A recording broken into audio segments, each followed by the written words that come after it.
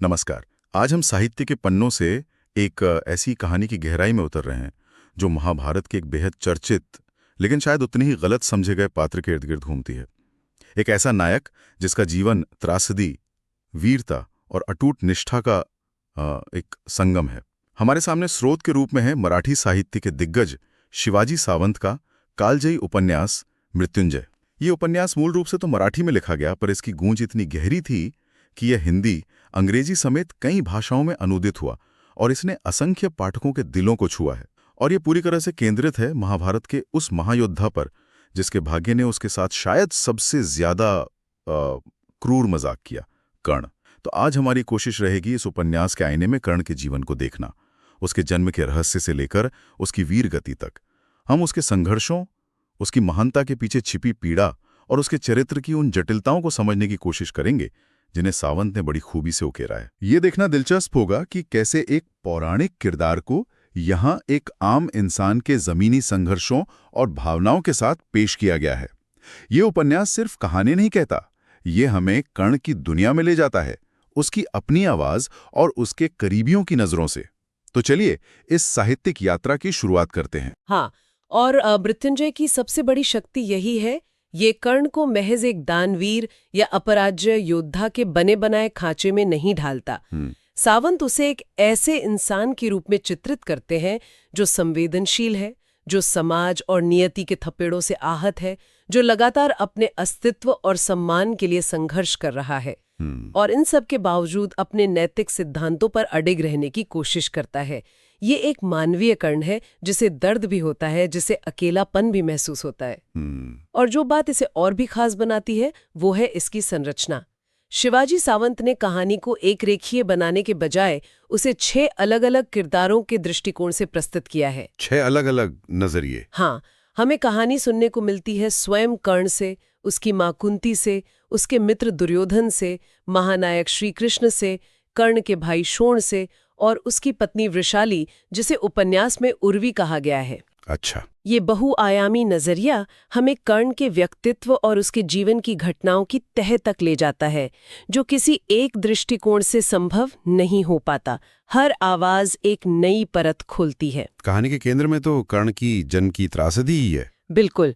कुंती, जो उस समय अविवाहित थी, सूर्यदेव के वरदान स्वरूप एक पुत्र को जन्म देती है, लेकिन समाज का डर, लोकलाज की चिंता, हाँ, वो उन्हें इतना विवश कर देती है कि वो अपने नवजात शिशु को एक पेटी में बंद करके नदी में बहा देती हैं। यहीं से कर्ण के जीवन का दुर्भाग्यपूर्ण अध्याय शुरू होता है। और वो बालक मिलता है हस्तिनापुर के सारथी अधिरथ और उनकी पत्नी राधा को। जी, वे निःसंतान होते हैं और उसे ईश्वर का प्रसाद समझकर अपना लेते हैं, बड़े स्नेह से उसका पालन पोषण करते हैं। इसी वजह से कर्ण समाज में सूतपुत्र यानी सारथी का बेटा या फिर अपनी पालिका माँ के नाम पर राधे कहलाता है। और ये पहचान, सूत पुत्र की पहचान, उसके मर्म पर एक ऐसा घाव बन जाती है जो जीवन भर रिश्ता रहता है। यहीं से उसके सामाजिक संघर्ष की शुरुआत होती है। हाँ, ये सूतपुत्र की पहचान उसके जीवन का शायद सबसे बड़ा और सबसे निरंतर चलने वाला संघर्ष बन जाता है। बिल्कुल। सोचिए, उसके पास असाधारण प्रतिभा है, वो धनुर्विद्या में शायद अर्जुन से भी बेहतर है, उसमें एक योद्धा के सारे गुण हैं, लेकिन तत्कालीन समाज बार बार उसे उसकी योग्यता से नहीं बल्कि उसके जन्म से आंकता है। उसे कदम कदम पर अपमानित किया जाता है। सावंत इस माध्यम से उस युग की कठोर वर्ण व्यवस्था और सामाजिक अन्याय पर बहुत मार्मिक और तीखा कटाक्ष करते हैं। उपन्यास ये तर्क देता है कि जन्म आधारित सामाजिक व्यवस्थाएं व्यक्ति की वास्तविक क्षमता और नैतिकता को पहचानने में कैसे विफल रहती हैं। उसमें बचपन से ही सर्वश्रेष्ठ योद्धा बनने की तीव्र आकांक्षा थी। हाँ, बहुत ज्यादा। इसी लगन से वो धनुर्विद्या सीखने के लिए गुरु परशुराम के पास पहुंचता है। परशुराम केवल ब्राह्मणों को ही शिक्षा देते थे, इसलिए कर्ण को अपनी पहचान छुपानी पड़ती है। वो खुद को ब्राह्मण बताकर उनसे शिक्षा ग्रहण करता है। लेकिन यहाँ नियति फिर एक क्रूर मोड़ लेती है। एक घटना घटती है जो कर्ण के भविष्य पर गहरा असर डालती है। हाँ, वो कीड़े वाली घटना। हाँ, शिक्षा पूरी होने के बाद एक दिन गुरु परशुराम कर्ण की गोद में सिर रखकर विश्राम कर रहे होते हैं। तभी एक विषैला कीड़ा कर्ण की जांघ में घुसकर खून चूसने लगता है। असहनीय पीड़ा होती है, खून बहने लगता है, लेकिन गुरु की नींद न टूटे, इस विचार से कर्ण टस से मस नहीं होता। और जब परशुराम की आंख खुलती है और वो ये दृश्य देखते हैं तो उन्हें तुरंत आभास हो जाता है कि इतनी पीड़ा सहने की क्षमता वो किसी ब्राह्मण में नहीं हो सकती। अच्छा। हाँ, वो समझ जाते हैं कि कर्ण ने उनसे छल किया है। सत्य जानने पर वो क्रोधित हो उठते हैं और कर्ण को शाप देते हैं। क्या शाप देते हैं?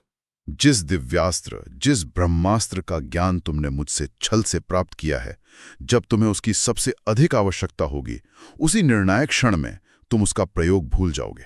ओहो, ये तो बहुत ही दुर्भाग्यपूर्ण हुआ। मतलब उसकी अपनी सहनशीलता ही उसके शाप का कारण बन गई। सही कहा। ये घटना सिर्फ एक शाप नहीं है, ये कर्ण की नियति के साथ जुड़े अन्याय का प्रतीक है। उसकी अपनी अर्जित योग्यता, उसकी पीड़ा सहने की क्षमता उसी के विरुद्ध चली जाती है। ये दिखाता है कि कैसे बाहरी परिस्थितियां, सामाजिक पूर्वाग्रह और भाग्य का खेल मिलकर एक व्यक्ति के जीवन पथ को बदल सकते हैं, चाहे उसमें कितनी प्रतिभा क्यों ना हो। बिल्कुल। सावंत इस घटना को कर्ण के जीवन के त्रासित पैटर्न के हिस्से के रूप में दिखाते हैं। जहां एक ओर समाज और भाग्य उसके साथ ऐसा खेल खेल रहे थे, वहीं दूसरी ओर उसके जीवन में दुर्योधन का प्रवेश एक अहम मोड़ लाता है। हाँ, दुर्योधन का आना। एक अवसर पर जब भरी सभा में गुरु द्रोणाचार्य कर्ण को उसकी सूतपुत्र पहचान के कारण अर्जुन से मुकाबला करने से रोक देते हैं और उसे अपमानित किया जाता है, तब दुर्योधन आगे आता है। वो न सिर्फ कर्ण का पक्ष लेता है, बल्कि उसे उसी क्षण अंग देश का राजा घोषित कर देता है। हाँ, ताकि वो अर्जुन के समकक्ष खड़ा हो सके।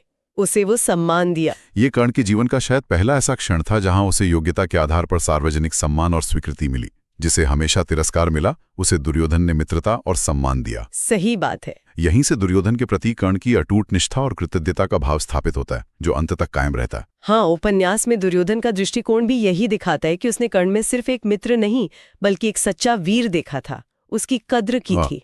लेकिन ये मित्रता, क्या ये सिर्फ सहारा थी या एक बंधन भी बन गई? हाँ, यही तो इसकी जटिलता है। ये मित्रता कर्ण के जीवन को एक सहारा देती है, उसे पहचान दिलाती है, लेकिन अगर इसे बड़े परिप्रेक्ष्य में देखें तो यही मित्रता उसके जीवन की सबसे बड़ी दुविधा और विरोधाभास भी बन जाती है। कैसे? एक तरफ ये उसे सम्मान दिलाती है तो दूसरी तरफ उसे अधर्म के पक्ष में कौरवों के साथ खड़ा होने को मजबूर कर देती है। मृत्युंजय इस दोस्ती की जटिलता को बखूबी दिखाता है। ये सिर्फ एक भावनात्मक रिश्ता नहीं, बल्कि एक ऐसा बंधन है जो कर्ण को धर्म और अधर्म के महायुद्ध में एक निश्चित पक्ष चुनने के लिए विवश कर देता है। उपन्यास दिखाता है कि कर्ण की निष्ठा केवल दुर्योधन के प्रति नहीं, बल्कि उस सम्मान के प्रति भी थी जो उसे दुर्योधन से मिला था। निष्ठा की बात चली है तो कर्ण की दानवीरता का जिक्र भी जरूरी है। उसे इतिहास में दानवीर कर्ण के नाम से जाना जाता है। हाँ, दानवीर। उसका प्रण था कि सूर्योदय के बाद उसके द्वार पर आया कोई भी याचक खाली हाथ नहीं लौटेगा, चाहे उसे अपने प्राण ही क्यों ना देने पड़े। और इसका सबसे बड़ा प्रमाण मिलता है महाभारत युद्ध से ठीक पहले। हाँ, वो कवच और कुंडल वाली बात। जी। अर्जुन के पिता देवराज इंद्र अपने पुत्र की रक्षा के लिए ब्राह्मण का वेश धारण करके कर्ण के पास आते हैं। वो जानते थे कि कर्ण के पास जन्म से प्राप्त अभेद्य कवच और कुंडल हैं जो उसे अजेय बनाते हैं। और इंद्र भिक्षा में वही मांग लेते हैं। हाँ, कर्ण सूर्य देव द्वारा पहले ही सचेत किए जाने के बावजूद और इंद्र की मंशा को समझते हुए भी अपने वचन से पीछे नहीं हटता। वो अपने शरीर से जुड़े, मतलब सचमुच जुड़े, उन कवच और कुंडल को काटकर दान कर देता है। ये तो अविश्वसनीय है। ये दृश्य पढ़ते हुए रोंगटे खड़े हो जाते हैं। ये महज दान नहीं है, ये कर्ण के चरित्र की पराकाष्ठा है। ये उसकी अपने सिद्धांतों और वचन के प्रति अडिगता का चरम उदाहरण है। वो जानता है कि इससे उसकी जान को खतरा है। बिल्कुल जानता है, लेकिन फिर भी वो अपने दान के धर्म से विमुख नहीं होता। सावंत यहाँ कर्ण को एक ऐसे नैतिक शिखर पर खड़ा करते हैं जहां व्यक्तिगत सुरक्षा से कहीं ज्यादा महत्वपूर्ण उसके लिए उसका वचन और धर्म बन जाता है। ये त्याग उसे मानवीय धरातल से उठाकर कहीं ज्यादा ऊंचा बना देता है। युद्ध से पहले एक और बेहद भावनात्मक और निर्णायक मोड़ आता है जब कुंती उनसे मिलती हैं। हाँ, जब पांडवों की मां कुंती एकांत में कर्ण से मिलती हैं। वो वर्षों से छुपाया गया रहस्य उजागर करती हैं कि कर्ण उनका ही ज्येष्ठ पुत्र है और इस नाते वो पांडवों का बड़ा भाई है। वो उससे पांडवों के पक्ष में आने की याचना करती हैं। सोचिए कर्ण पर क्या बीती होगी।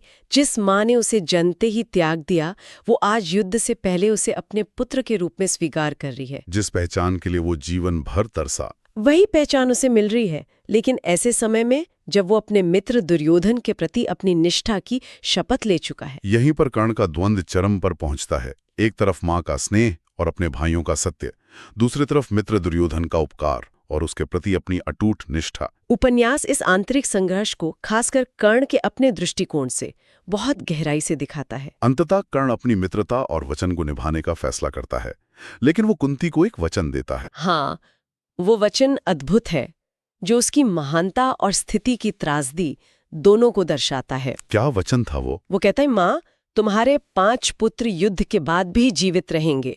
युद्ध में या तो मैं मरूंगा या अर्जुन। अगर अर्जुन मरा तो मैं तुम्हारी शरण में आ जाऊंगा। तुम्हारे 5 पुत्र तब भी रहेंगे। और अगर मैं मरा तो अर्जुन समेत 5 पांडव जीवित रहेंगे। हर हाल में तुम्हारे 5 पुत्र ही कहलाएंगे। ये सुनकर तो निशब्द रह जाता है पाठक। ये संवाद कर्ण के त्याग, उसकी वचनबद्धता और उसके भाग्य की विडंबना को एक साथ सामने लाता है। लेकिन यहाँ एक सवाल उठता है, क्या ये सचमुच महानता थी या अपने मित्र के प्रति एक ऐसी अंधनिष्ठा जिसने उसे सत्य और परिवार को अपनाने से रोक दिया?